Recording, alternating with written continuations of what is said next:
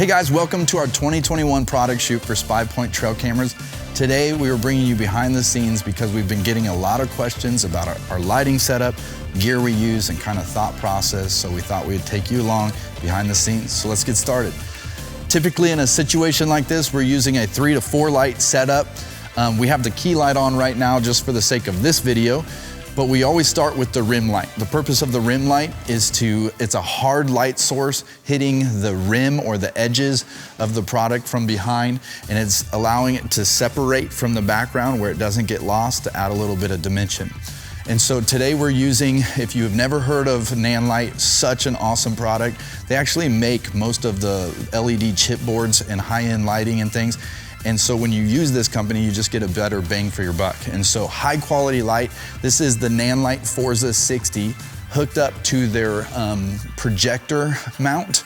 And this thing is awesome. It allows you to focus the light. It's a 19-degree beam with this lens. And then these tabs allow you to shape the light so that you don't have a lot of light spill and things like that. Hard light source hitting the back of the product. Next, we have the Nanlite 30Cs Pavotubes. These things are awesome. They're RGB, bicolor.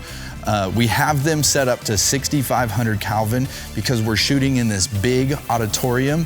And the reason we're doing so is there's a black abyss in the back, and these lights are really adding some separation, some pop, and it's adding some cool characteristics and interacting with the lens and getting lens flares and just giving it a little bit of pizzazz, to say, for lack of a better word. Also, it's helping separate that background again. And the 6500 really looks really clean white on that black. Next is our key light. This is my favorite light that I own, and this is the Nanlite MixPanel 150. This light does it all. It has effects, it has RGB, bicolor, but my favorite feature is the fact that it goes from a hard light source to a soft light source built in. It's kind of like a built-in softbox. But today we're using it as a hard light because we want it to hit, as the key light, we want 45 degrees to the product, and it's gonna, that hard light really is gonna bring out some of the characteristics of the product. And since it's all about the product, we want that to really pop and have a lot of contrast, but it also has a little bit of some shadows and things that the camera is interacting with to make it good. The rim light's exactly catty corner at 45 degrees behind, opposite of each other.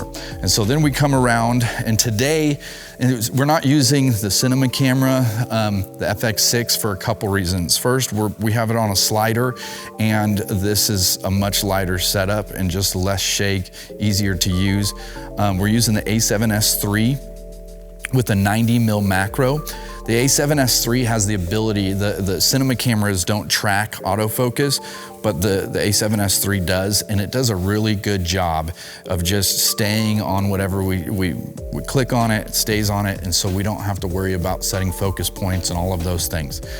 Next, we are running the Rhino slider with the Arc 2. I had the Arc 1 and it was awesome, but was definitely missing some things. The Arc 2 is just precision. That's the only word that comes to mind when I think of this.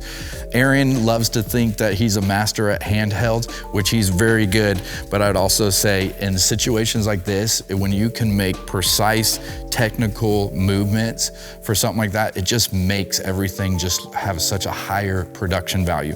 So this thing is awesome. It's definitely worth its weight in gold. And so I'm gonna get this started. Basically, we're doing 3 movements with this. We have a wide sweeping movement that's more of a parallax. Then we move this table to a 45 degree. We start up high where it kind of parallax and sweeps down.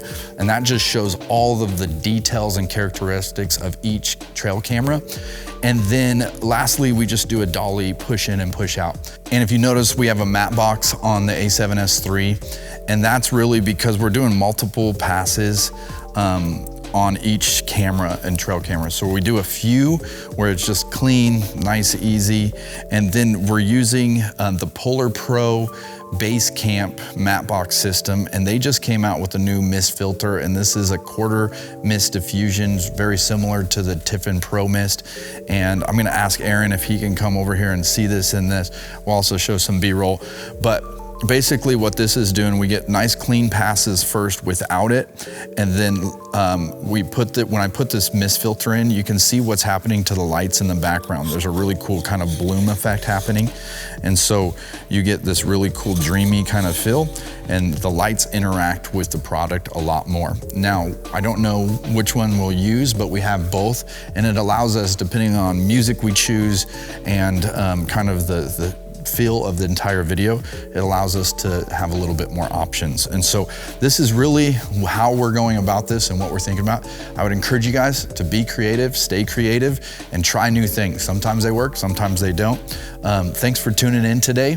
My name's Matt Lowry, Aaron Morgan. You guys can follow us at ICT Creative Group on Instagram or YouTube. We'll see you later.